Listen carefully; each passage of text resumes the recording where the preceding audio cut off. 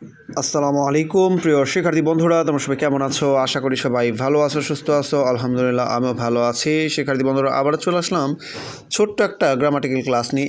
আজকের এই ক্লাসে তোমাদেরকে শেখাবো গ্রামার কাকে বলে এবং ইংলিশ গ্রামার কাকে বলে, পাশাপাশি আরও ছোট্ট একটু পড়া থাকবে।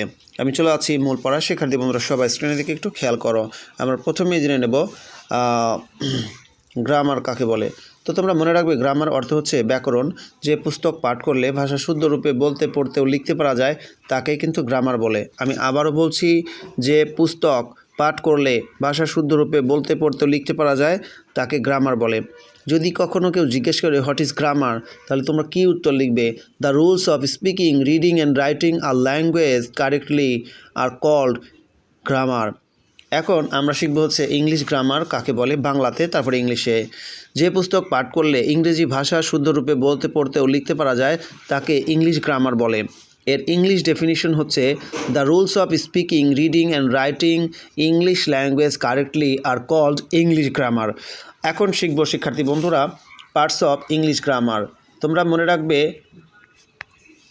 ইংলিশ গ্রামারের মোট 5টি অংশ রয়েছে। আবারও বলছি, ইংলিশ গ্রামারের মোট 5টি অংশ রয়েছে, সেগুলো আমি তোমাদেরকে এখনই শেখাই দিচ্ছি। তো ডিয়ার লার্নার্স, প্রত্যেকে আমার চ্যানেলটা কিন্তু সাবস্ক্রাইব করে রাখবে, যাতে নেক্সট টাইমে তোমরা পড়া পাও।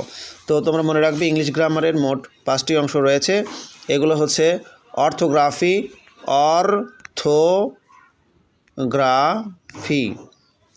PHY অর্থোগ্রাফি, তারপরে হচ্ছে ইটিমোলজি, তারপরে হচ্ছে সিনট্যাক্স, পাংচুয়েশন,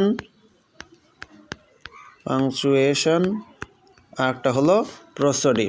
তো ডিয়ার লার্নার্স, আমি এগুলোর একটু বাংলাটা করে দেই। অর্থোগ্রাফি শব্দের অর্থ হচ্ছে বর্ণপ্রকরণ।